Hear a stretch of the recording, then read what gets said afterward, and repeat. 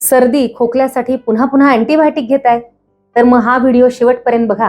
कारण आज मी तुम्हाला अशा 5 चुका सांगणार आहे ज्या अनेक लोक रोज करतात आणि त्यातली एक चूक तर हेल्दी आहे असं समजून वारंवार केली जाते.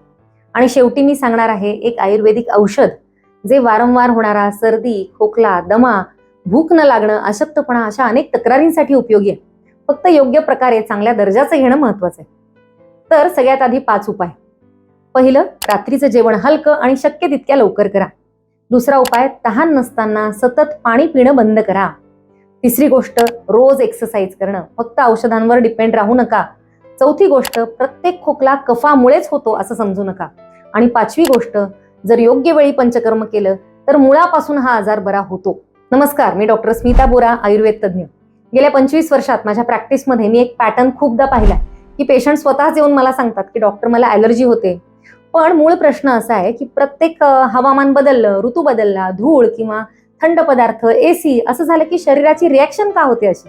म्हणजे प्रॉब्लेम वातावरणातला नाही, शरीरातल्या आतल्या स्थितीमधला असू शकतो. आणि आयुर्वेदाचं एक प्रिन्सिपल आहे, निदान परिवर्जन. म्हणजे तुम्ही कारण बदललं नाही तर आजार पुन्हा पुन्हा होणार. म्हणून सगळ्यात महत्वाचं पहिलं कारण आहे आहारात. एक गोष्ट लक्षात घ्या, वारंवार सर्दी खोकला होतो म्हणजे फक्त इन्फेक्शन नसतं. काही लोकांमध्ये रात्री दही, आईस्क्रीम, पनीर, बेकरीचे पदार्थ, मिठाई किंवा खूप उशिरा जेवण, जास्त खाणं यामुळे सुद्धा दुसऱ्या दिवशी घशात जडपणा, नाक बंद किंवा आळस येतो, भूक कमी होते. म्हणजेच कफ वाढतो, पचन मंद असेल तर आमदोष तयार होतो आणि हे सायकल चालू राहतं. काही लोकांमध्ये रात्री जेवल्यानंतर ऍसिडिटी होते, घशात अन्न येतं आणि मग घशात सूज येते, दीर्घकाळ खोकला येतो. म्हणून पहिला उपाय, आजपासून 15 दिवस का होईना हा एक्सपेरिमेंट करून बघा. रात्री लवकर आणि लाईट आहार घ्या, 7 पूर्वी जेवा. हा एक बदल केला तरी काही लोकांमध्ये खूप फरक दिसतो. दुसरी गोष्ट, अत्यंबू पानं. आजकाल सारखं सांगितलं जातं, उठल्या उठल्या अर्धा 1 लिटर पाणी प्या, भरपूर पाणी प्या, तहान नसली तरी प्या. अहो, पण अन्न पचण्यासाठी जसा अग्नी लागतो तसंच पाणी पचवण्यासाठी सुद्धा ऊर्जा किंवा अग्नी आवश्यक आहे ना. काही लोकांमध्ये विशेषतः थंड पाणी, फ्रीजचं पाणी, तहान नसताना जबरदस्ती पिलेलं पाणी यामुळे क्लेद वाढतो. जसं झाडांना गरजेपेक्षा जास्त पाणी घातलं तर मुळं सडतात, तसंच शरीरामध्ये होऊ शकतं, चिकटपणा वाढू शकतो. म्हणून तहान लागेल तेव्हा पाणी प्या, भीतीमुळे, सवयीमुळे पिऊ नका. सकाळी उठल्यानंतर तर 3-4 ग्लास थंड पाणी पिण्यापेक्षा 1 कप कोमट पाणी प्या, हळूहळू प्या. आणि जर कफ, घसा बसणं, सर्दी असं होत असेल तर मग धणे, जिरे, बडीशोप, दालचिनी, सुंठ अशा सौम्य औषधांनी सिद्ध केलेला काढा किंवा हर्बल टी तुम्ही पिऊ शकता. तिसरं कारण आहे तुमच्या लाईफस्टाईलमध्ये. सतत एकाच जागी बसून राहणं, व्यायाम नाही, जेवणानंतर लगेचच आडवं पडणं, दिवसा झोपणं, या सगळ्या कारणांमुळे कफ किंवा आमदोष वाढतो. म्हणून एक सिंपल उपाय करा, रोज 30 मिनिटं फास्ट वॉकिंग सुरू करा, सूर्यनमस्कार करा किंवा तुमच्या वयाला, तुमच्या कॅपॅसिटीला योग्य असा व्यायाम निवडा, पण नियमित करा. आणि याच्याबरोबर आणखी एक उपाय आहे प्राणायाम. प्राणायाम म्हणजे युट्यूबवर पाहून 2-4 मिनिटं जोरजोरात श्वासोश्वास करणं नाही, तर योग्य मार्गदर्शनाखाली केलेले अनुलोम विलोम, कपालभाती, भस्त्रिका असे खूप प्रकार आहेत जे श्वसन स्ट्रॉंग करतात, फुफ्फुसांची क्षमता सुधारते आणि प्रतिकारशक्ती वाढते. म्हणून प्राणायाम शिकून घ्या. आता आणखी एक महत्वाचा गैरसमज, प्रत्येक खोकला कफामुळे होत नाही. कफ नसला तरी शिंका, कोरडा खोकला, घसा कोरडा, रात्री वाढणारा खोकला असतो. अशा वेळी सतत उष्ण, तीक्ष्ण काढे घेतले तर त्रास वाढतो. विशेषतः प्रकृती, दोष यांचा विचार न करता लवंग, आलं अशी उष्ण औषधं जास्त वापरली तर काही वेळा फायदा होतो, पण काही जणांमध्ये उलट ऍसिडिटी होते, घसा कोरडा पडतो, उष्णता वाढते. म्हणून महत्वाची गोष्ट आहे, जर कोरडा खोकला असेल, घशात खवखव असेल, तुम्हाला अशक्तपणा असेल तर वातदोष कमी करा. त्यासाठी योग्य विश्रांती घ्या, आठवड्यातून 1-2दा औषधी तेलानं अभ्यंग करा आणि नंतर गरम पाण्यानं स्नान करा, कारण अभ्यंग वातनाशक आहे. काही लोकांमध्ये या उपायानं सुद्धा शरीरातला कोरडेपणा, वात आणि कफ हे दोन्ही बॅलन्स राहतात. आता जी खूप लहान मुलं असतात त्यांच्यात कफदोष वाढल्यामुळे खोकला येतो, तर वृद्धावस्थेत वात वाढल्यामुळे येतो.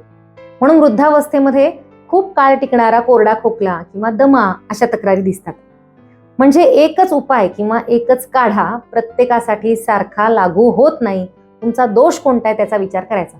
पण आयुर्वेदात मात्र असं एक औषध सांगितलंय ज्यामुळे वात, पित्त, कफ या तिन्ही कारणांमुळे होणारा सर्दी, खोकला यामध्ये फायदा होतो. ते आहे सीतोपलादी चूर्ण. जसं त्रिफळा पचनासाठी प्रसिद्ध आहे तसं सीतोपलादी चूर्ण खोकला, कफ, भूक मंदावणं, अशक्तपणा अशा तक्रारींसाठी वापरलं जाणारं क्लासिकल औषध आहे. या औषधाची खासियत काय, तर घटक कमी पण रिझल्ट बेस्ट. याच्यामध्ये वंशलोचन, पिंपळी, वेलची, दालचिनी आणि खडीसाखर अशी 5 औषध आहेत. हे आहे वंशलोचन. कफातला चिकटपणा कमी करण्यासाठी, स्पंज सारखं ते शोषून घेण्यासाठीचं प्रसिद्ध औषध आहे. दुसरं महत्वाचं औषध आहे पिंपळी. दीपन, पाचन, कासहर शिवाय प्राणवह स्रोतसावर काम करणारं औषध. सगळ्या घटकांना पोषण देणारं रसायन औषध आहे आणि स्निग्ध आहे, त्यामुळे कोरडेपणा वाढत नाही. आणि याचा महत्वाचा गुण आयुर्वेदात सांगितलाय, अनुष्ण आहे, ज्यामुळे पित्त किंवा उष्णता सुद्धा वाढत नाही. यातलं पुढचं औषध आहे वेलची. सौम्य आहे, सुगंधी आहे, वात, पित्त, कफ तिन्ही दोषांना बॅलन्स ठेवणारी आणि तुमचा आवाज मधुर करणारी आहे. पुढचं औषध आहे दालचिनी. कफ आणि वात कमी करण्यासाठी यातलं ऍक्टिव्ह इन्ग्रेडियंट खूप महत्वाचं आहे, उपयोगी आहे, प्रतिकारशक्ती वाढवणार आहे. आणि शेवटचं औषध आहे खडीसाखर. फक्त चवच नाही तर त्यामुळे उष्णता, पित्त, कोरडेपणा आणि खरखर सुद्धा कमी होते आणि लहान मुलांना सुद्धा हे औषध अगदी आपण सहज देऊ शकतो. जर कफ जास्त असेल तर हे सीतोपलादी चूर्ण मधाबरोबर घ्या, कारण मध हा उष्ण वृक्ष आहे, त्यामुळे कफ आणि वात दोन्ही गोष्टी कमी होतात. आणि अशक्तपणा आहे किंवा खूप लहान मुलं आहेत त्यांच्या बाबतीत तुम्ही दुधात उकळून सुद्धा हे देऊ शकता. आता इथे एक महत्वाचा मुद्दा आहे बरं का, की औषधाचा रिझल्ट हा त्या घटकांच्या क्वालिटीवर अर्थातच खूप अवलंबून असतो. आता मी तुम्हाला 2 प्रकारच्या दालचिनी दाखवते, ही एक आणि ही एक. दिसायला तुम्हाला सारख्या वाटतील, पण याच्या किमतीत जवळजवळ 3-4 पट फरक आहे, कारण ऍक्टिव्ह इन्ग्रेडियंट्स, त्याची क्वालिटी, त्याचं सोर्सिंग हे महत्वाचं आहे. ही दिसेल तुम्हाला, ही सिलोन दालचिनी, याच्यामध्ये ऍक्टिव्ह इन्ग्रेडियंट जास्त असतात. आणि हेच या प्रत्येक सुगंधी द्रव्याला म्हणजे पिंपळी, वंशलोचन आणि वेलची या सगळ्यांना लागू होतं. म्हणूनच मार्केटमधली त्याच नावाची प्रॉडक्ट्स वापरून मला ग्रंथांमध्ये सांगितलेले त्या औषधाचे रिझल्ट मिळत नव्हते. म्हणून मी माझ्या प्रॅक्टिसमध्ये स्वतः तयार केलेलं सीतोपलादी चूर्ण आहे, ते बऱ्याच वर्षांपासून वापरते आणि त्याचे अप्रतिम रिझल्ट मिळतात. आता हे सीतोपलादी बरोबर अजून एक पॉकेट मेडिसिन मी वापरते, ते अमृतधारा. नाक बंद असेल, डोकं जड पडलं असेल, अचानक सर्दी झाली असेल किंवा कफ खूप भरला असेल, अशा वेळी रुमालावर 1-2 थेंब घेऊन वास घेतला तरी इन्स्टंट नाक मोकळं होतं.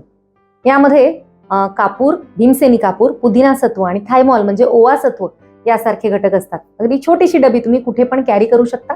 पॉकेट मेडिसिन आपण याला म्हणू शकतो. सध्या सीतोपलादी, मध आणि अमृतधारा हा अरहम आयुर्वेदचा एक कॉम्बो आहे, तो ऑफरमध्ये उपलब्ध आहे.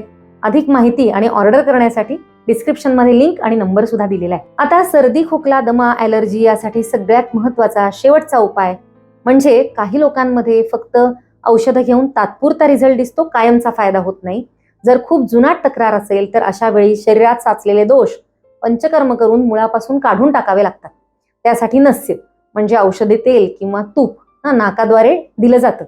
यासाठी तुम्ही नियमितपणे बदाम तेल किंवा अणू तेल वापरू शकता, खूप छान रिझल्ट मिळतो. आणि वमन हे एक पंचकर्म आहे, ज्यामुळे कफप्रधान अवस्थेत सर्दी, दमा यामध्ये खूप फायदा होतो, कारण कफ किंवा क्लेद, ओलसरपणा कमी होतो. अर्थात हे घरच्या घरी करण्याची गोष्ट नाही, पूर्णपणे अनुभवी वैद्यांच्या मार्गदर्शनाखाली वमन केलं तर दीर्घकाळ रिझल्ट दिसतो. थोडक्यात काय तर वारंवार होणारा सर्दी, खोकला हा फक्त ॲलर्जीमुळे, वातावरणामुळे होत नाही. योग्य आहार, योग्य प्रमाणात पाणी, नियमित व्यायाम, शास्त्रशुद्ध प्राणायाम, सीतोपलादी, च्यवनप्राश, अमृतधारा अशी क्लासिकल औषधं आणि मग गरज पडली तर पंचकर्म, हे सगळं मिळून तुम्ही या त्रासाला कायमचं बाय बाय म्हणू शकता.